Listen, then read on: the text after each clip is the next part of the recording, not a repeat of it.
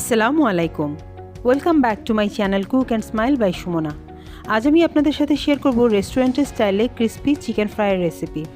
Chicken fry বা fried chicken যাই বলা হোক না কেন, এই খাবারটা আমাদেরকে বাসায় হরহামেশাই তৈরি করতে হয়, কারণ বাসার ছোট থেকে বড় সবারই এটা পছন্দের। অতিথি আপ্যায়নে এটা কমন একটি স্ন্যাক্স। রেস্টুরেন্টের স্বাদ ও ক্রিস্পিনেস বজায় রেখে আমি এই খাবারটা কিভাবে তৈরি করি তাই আজ আপনাদের সাথে শেয়ার করব। আসুন তাহলে দেখে নেওয়া যাক রেসিপিটি।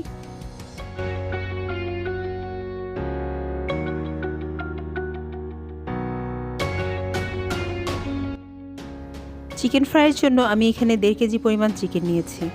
এগুলোকে রেগুলার সাইজে কেটে নেওয়া হয়েছে আর খুব ভালোভাবে ধুয়ে পরিষ্কার করে পানি ঝরিয়ে নেওয়া হয়েছে। এখন এগুলোকে ম্যারিনেশনের জন্য দিয়ে দিচ্ছি 1 টেবিল চামচ আদা বাটা, 1 চা চামচ রসুন বাটা, 1 চা চামচ হলুদের গুঁড়ো, 1 চা চামচ লাল মরিচের গুঁড়ো। এরপর দিচ্ছি 1 চা চামচ জিরা গুঁড়ো, 1 টেবিল চামচ লবণ দিচ্ছি। এরপর দিয়েছি 1 চা চামচ গরম মশলা গুঁড়ো।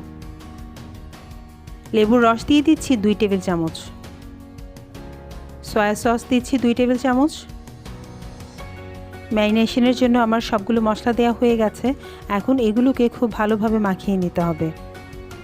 মাখিয়ে নেওয়ার পর এগুলোকে ম্যারিনেট করতে রেখে দিতে হবে 1 ঘন্টার জন্য। তবে এগুলোকে ফ্রিজে রাখার দরকার নেই, রুমের নর্মাল টেম্পারেচারে রেখে দিলেই হবে। এই চিকেনগুলোকে মাখিয়ে নেওয়ার পর এখন একটা ঢাকনা দিয়ে ঢেকে রেখে দিচ্ছি। ফিরে এলাম 1 ঘন্টা পর। এখন এখানে দিয়ে দিচ্ছি আস্ত একটা ডিম।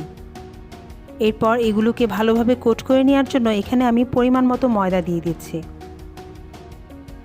আমার এখানে চিকেনগুলোকে কোট করার জন্য 1 কাপের মতো ময়দা লেগেছে, তবে আপনাদের কম বা বেশি লাগতে পারে।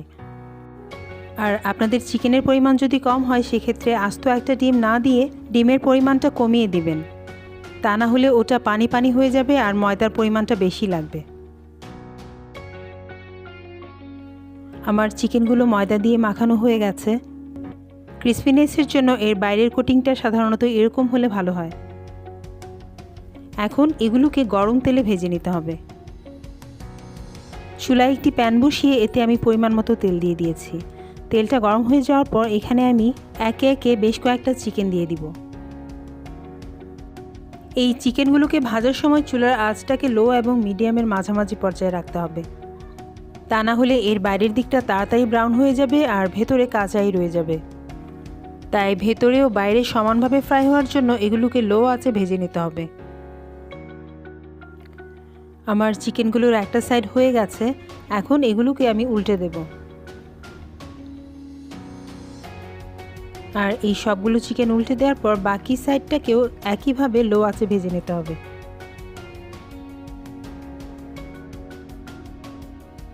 তো আপনারা দেখে নিশ্চয়ই বুঝতে পারছেন আমার চিকেনগুলো ভাজা হয়ে গেছে।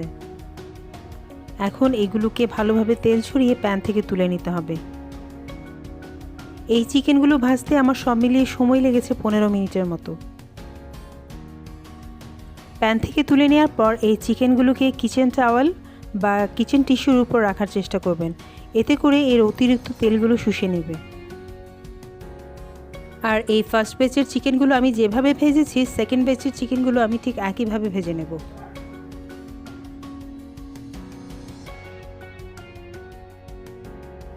আমার চিকেন ফ্রাই রেডি।